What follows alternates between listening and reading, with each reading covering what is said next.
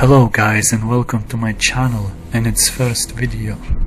Here I will narrate scary and often funny stories that I've managed to find and translate from the depths of Ni-chan, otherwise known as 2chan, written by proper channers as you might expect. Ni-chan, or otherwise known as 2chan for those who don't know, is an anonymous messaging board forum website predominantly used by the Japanese audience. Anyway, I hope you will like the story, and many more stories to come. This is my first attempt. Hopefully next time it's going to go smoother, as I'm still trying to figure things out. Anyways, on with the story. This story is called My Strange Cleansing Ceremony Experience. Ooh, spooky.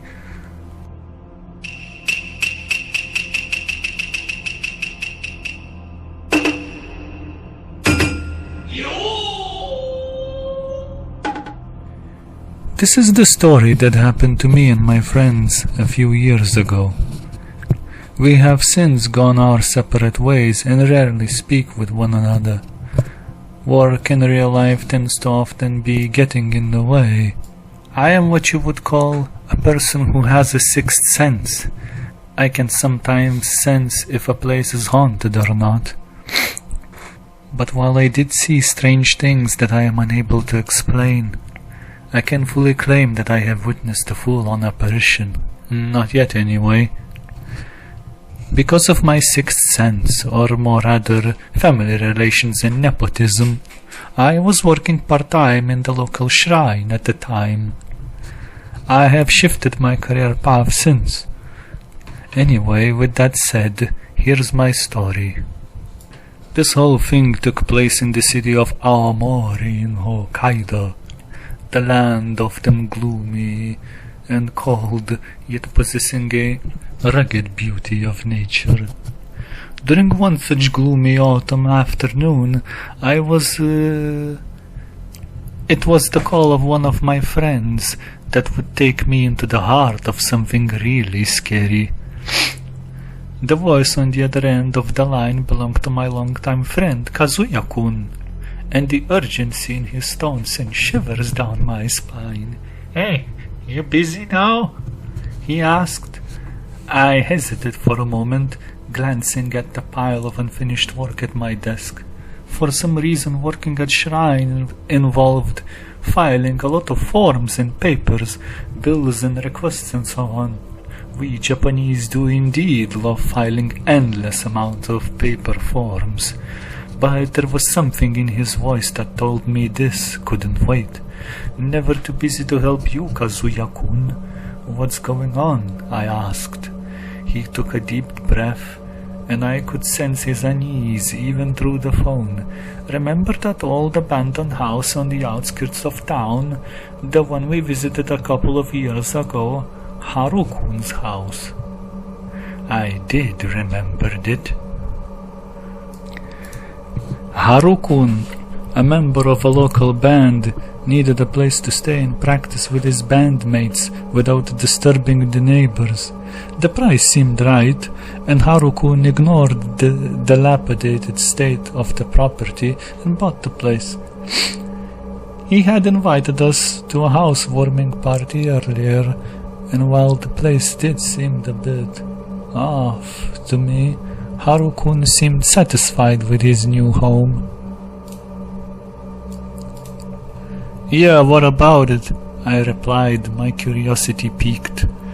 Kazuya's voice trembled as he continued. "Harukun just called me. He said something is terribly wrong. He and the others have been experiencing even more disturbing events, and they need our help." Memories of our last visit to that haunted house came rushing back. I knew that the house possibly held a dark and sinister secret. I couldn't be sure though, and thus I couldn't help but wonder what could have possibly gone wrong with this accursed place. "All right," I said with a determined tone. "I suppose things wouldn't explode if I leave a bit earlier today. Let us visit Haru-kun then. When can you come and pick me up? I will be at your place within half an hour, Kazuya-kun told me. Please call me when you arrive so I would know when to come over, I responded before ending the call. As I put down my phone, I knew that once again I was being drawn into the world of the unknown, where the line between reality and the supernatural would blur. The ominous presence of Haru-kun's house awaited me, and there was no turning back. It didn't take long for Kazuya-kun to arrive. Instead of calling, he just honked the car horn a few times. Beep, beep, beep, beep. And that is when I knew that my friend Kazuya-kun had indeed arrived. He is one of the few people mentioned in the story with whom we are still regularly meeting for drinks. The drive to Haru-kun's house was filled with a palpable tension. Kazuya-kun was driving and his normally cheerful demeanor was replaced by a worried expression. Remember the last time we were there? It was like stepping into another world, he musing, staring out at the passing landscape. Oh, come on, it wasn't that scary. I mean, the place seemed rough around the edges, but that is to be expected when you're buying the old property. I tried to lighten the mood somewhat. I can't shake the feeling that things are about to get even stranger this time, Kazuya-kun expressed his unease. I nodded in agreement. While Kazuya-kun's grip on the steering wheel was tightening. I suppose in a way it was true. Our previous visit to the haunted house had been an experience beyond the ordinary. Many complained about the strange feeling of being watched, and the general apprehensive mood of the place seemed like a bad mojo, no bueno. But now something more ominous yet again seemed to be looming on the horizon. When we finally arrived at Haru-kun's house, the sense of foreboding only grew stronger. The aging structure stood silent and brooding, like a sentinel guarding its dark secrets. The overcast sky cast a grey pallor over the surroundings, enhancing the eerie atmosphere. Haru-kun greeted us with a look of relief, his eyes lined with exhaustion. He was the frontman of the band that had called this place his home, a talented musician who had not long ago has been full of life. But now that vitality has dimmed. Thanks for coming, guys, he said, his voice laced with anxiety.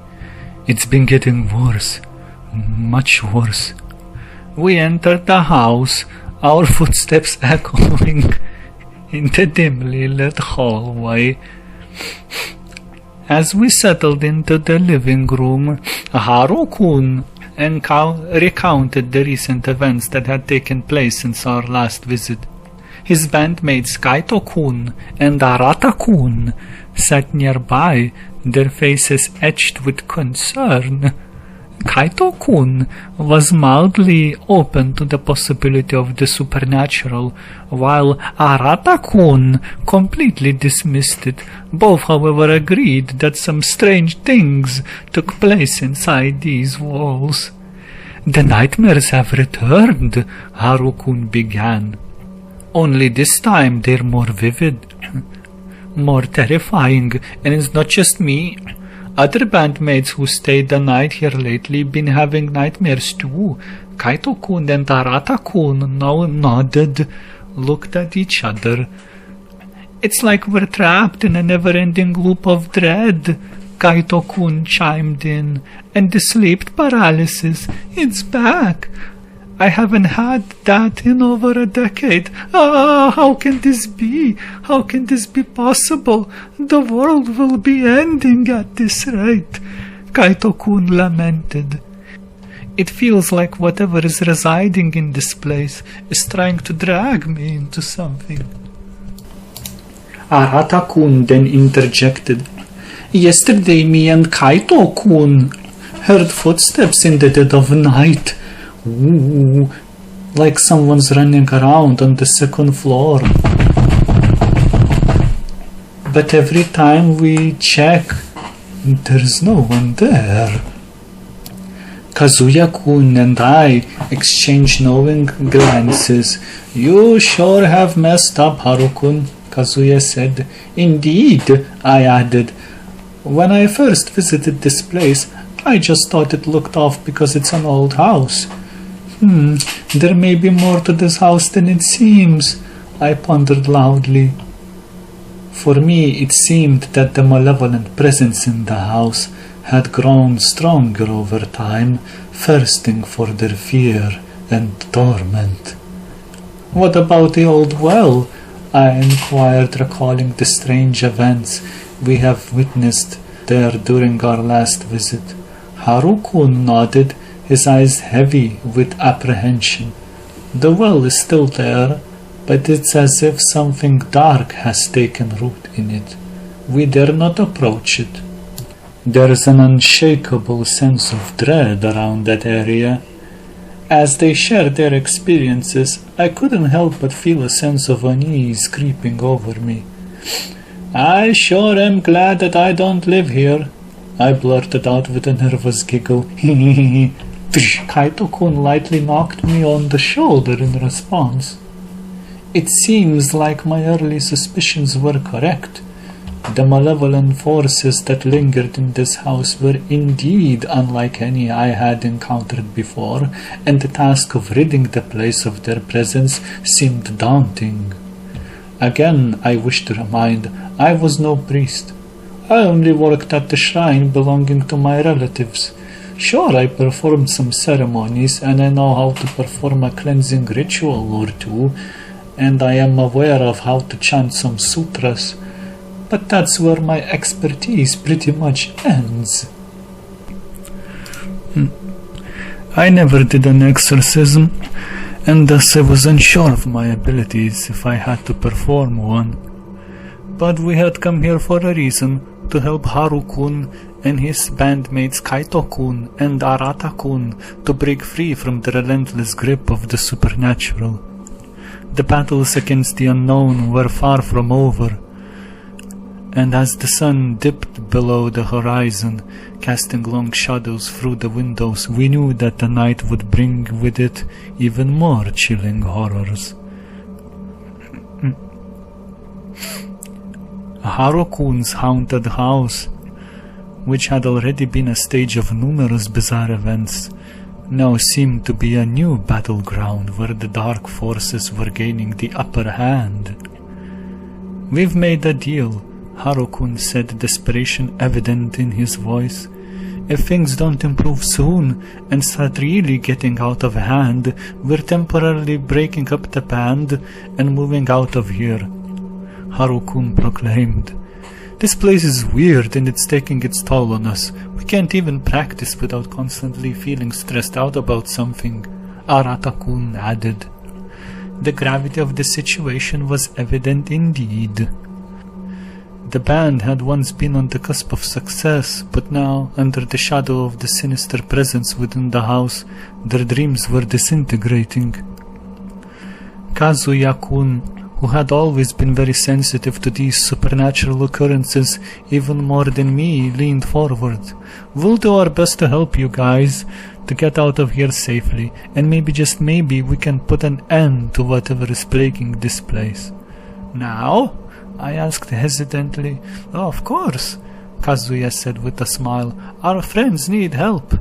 We're already here, so there's no time like the present. We are going to perform a cleansing ritual for you guys.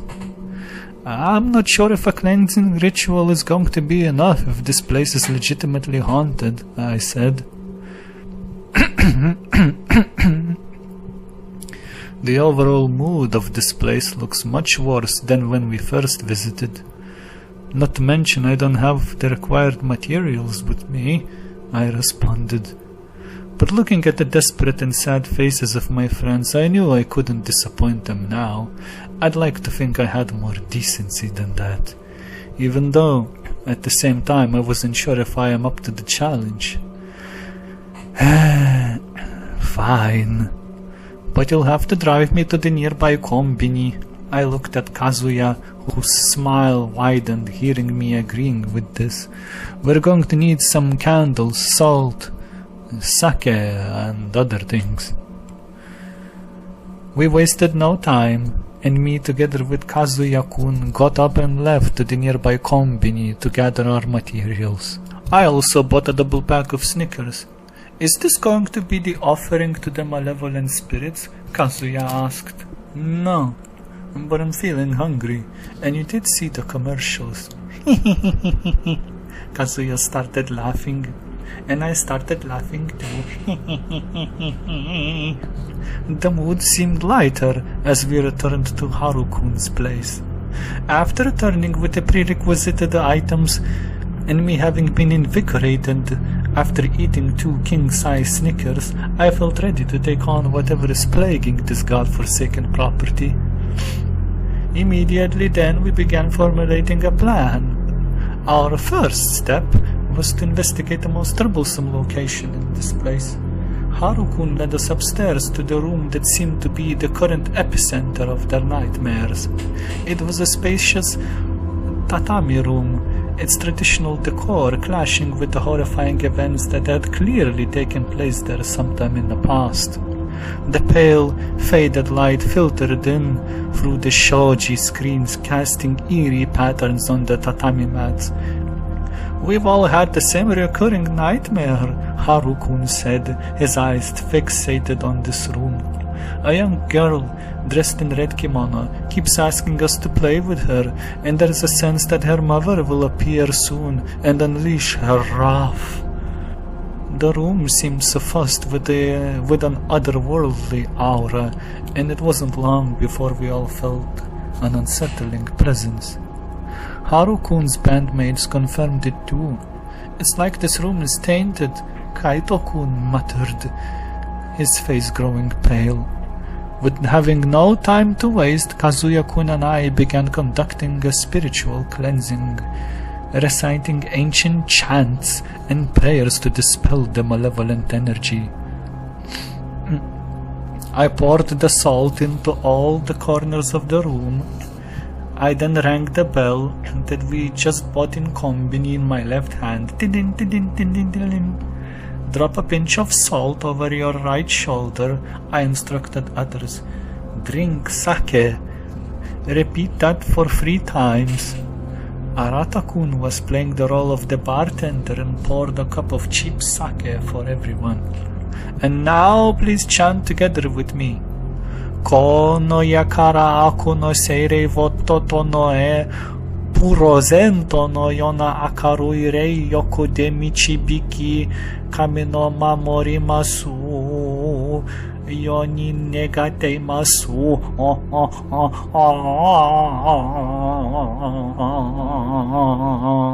God forbid.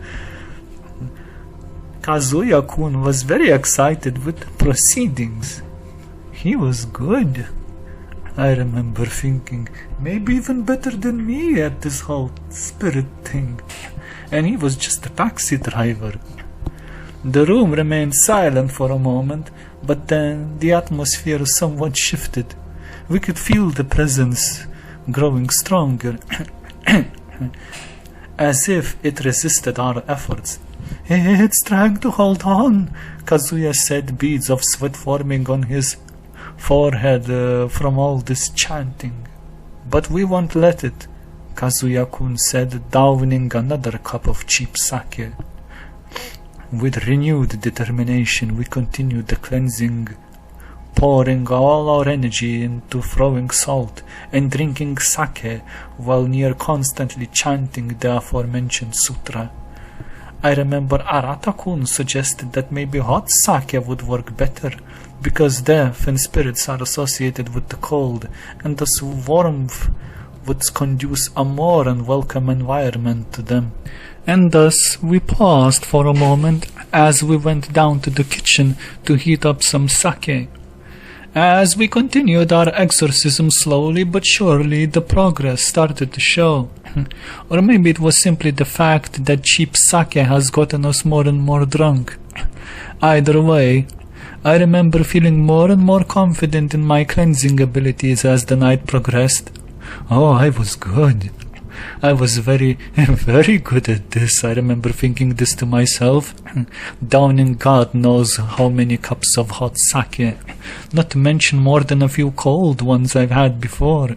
Either way, sober or not, the grip of the supernatural forces seemed to wane. Slowly, the oppressive atmosphere began to dissipate, as we felt the presence receding.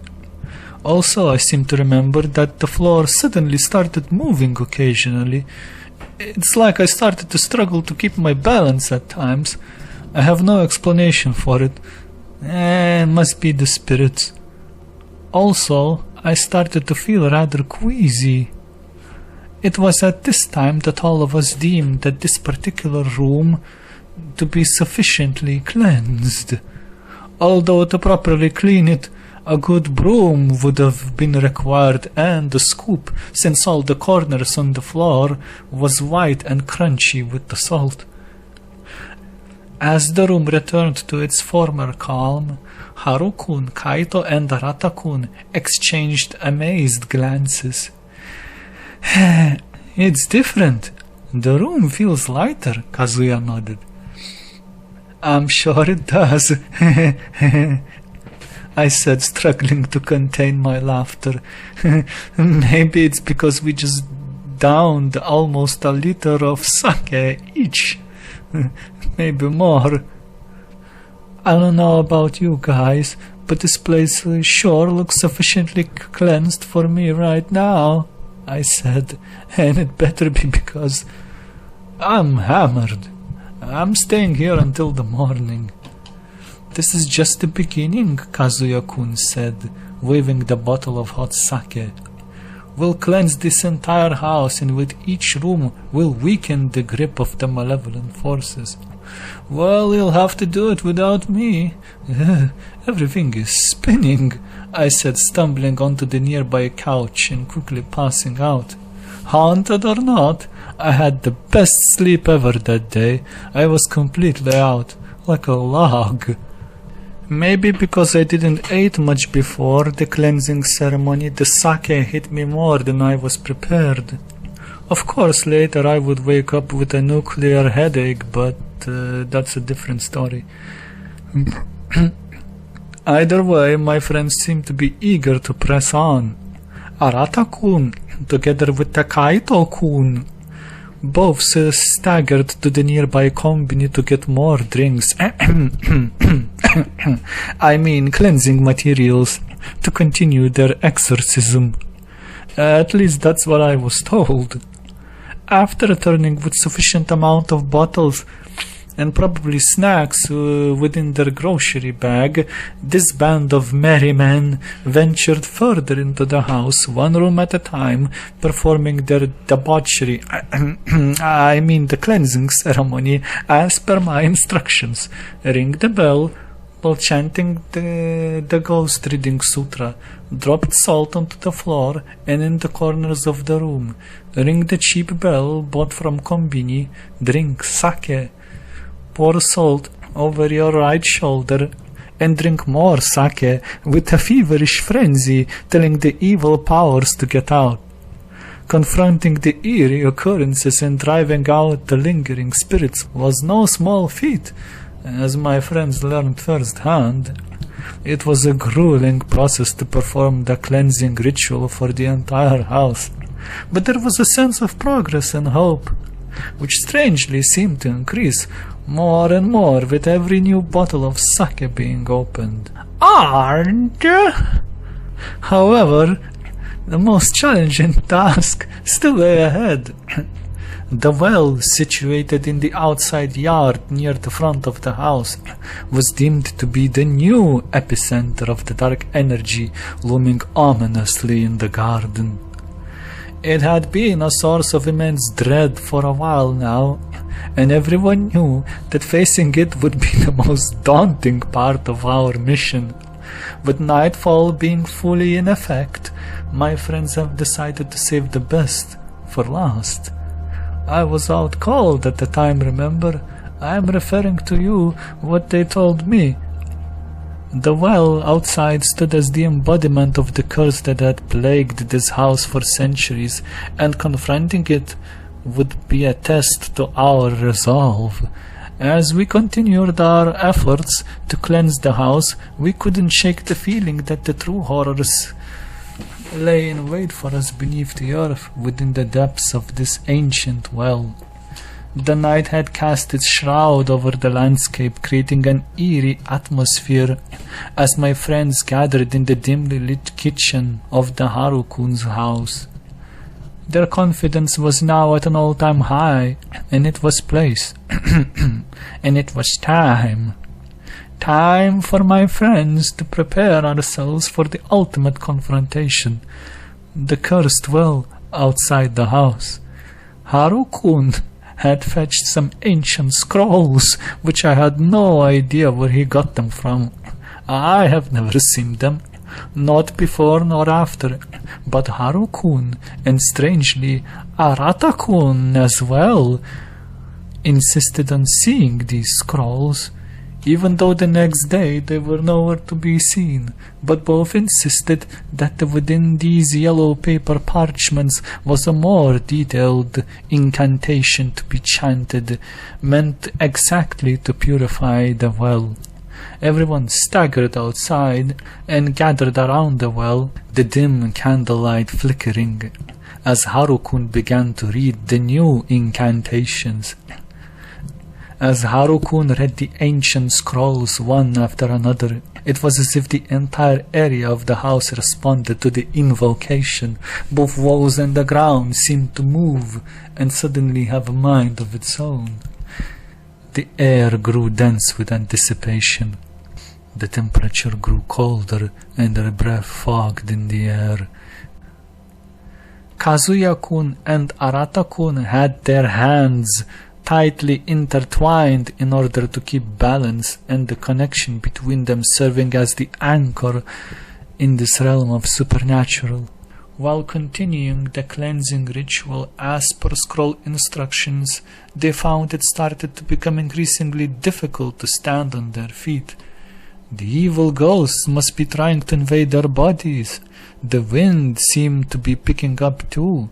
Kaito-kun and Arata-kun decided to continue the ritual while sitting down for safety purposes. They'll be needing all their strength they could muster after all.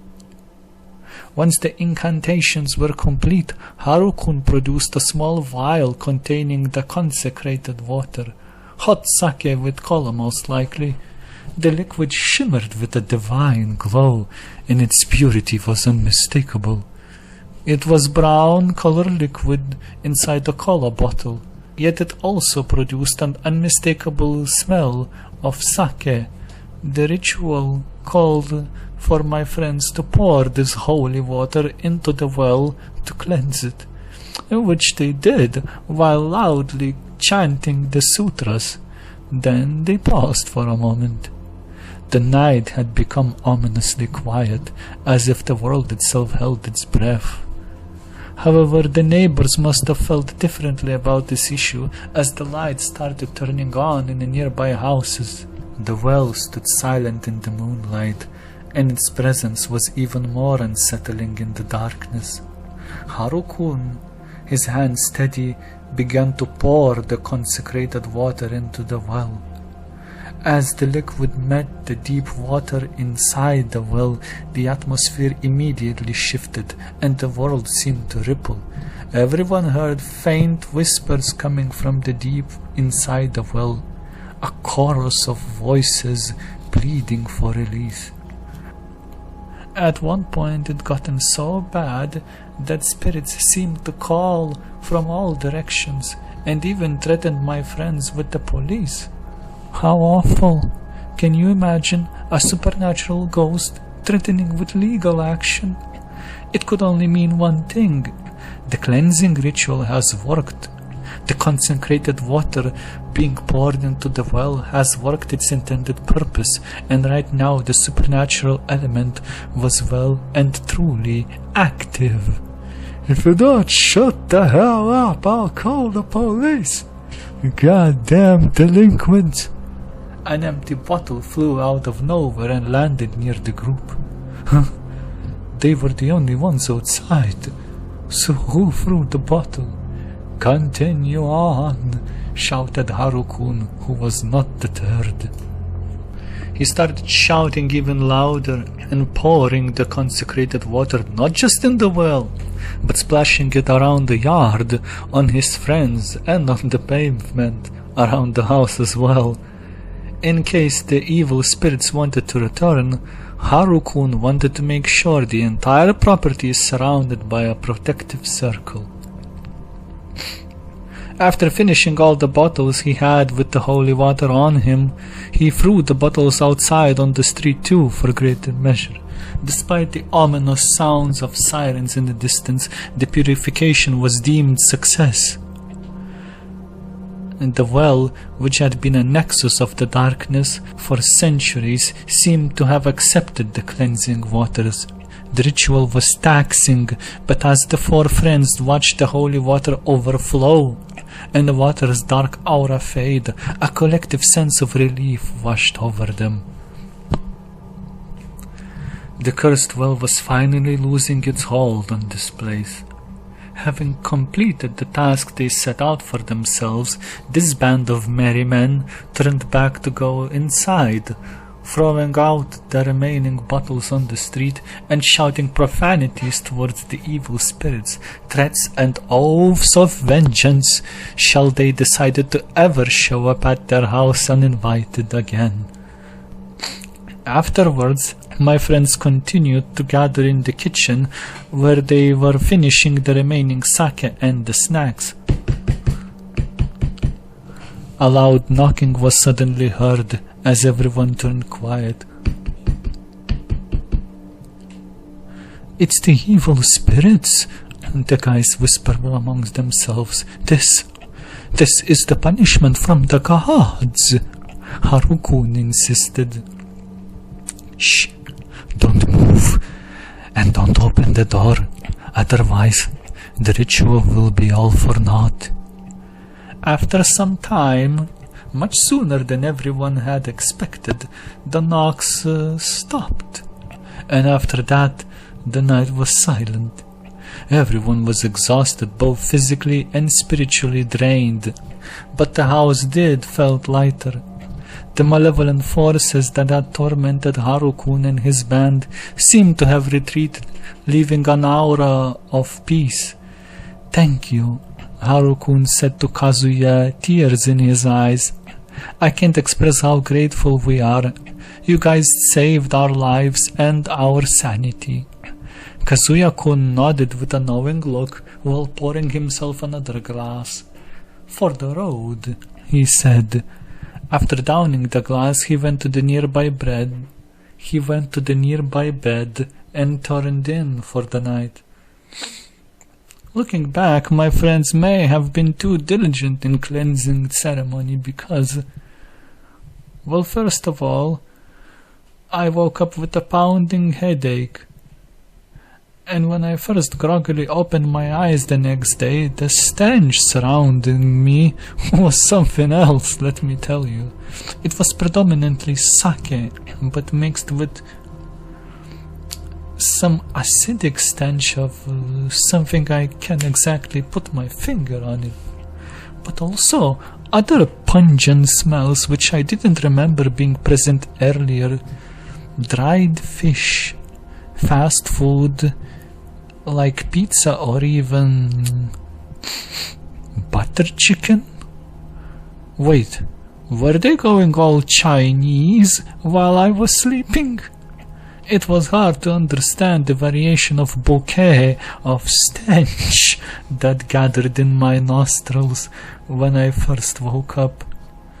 The sake seems to be not just drunk, but after I went to sleep also being poured on the floor, probably during their chanting of the sutras. Mixed with salt, it provided for a very slippery surface, and I remember falling down quite a few times and getting a few good bumps on my head while trying to walk out of the room. Later developments. The strange knocking on the door the other night, which I was unaware of. At first we thought it was the ghosts, but then Arata-kun suggested it may have been the police. But when we made calls to the local precinct and to inquire, the police had told us that they received none of the calls asking to come to our residence. The strange noises my friends heard while cleansing the well, that was the neighbors. They insisted calling the police, and that police said they'll check it out.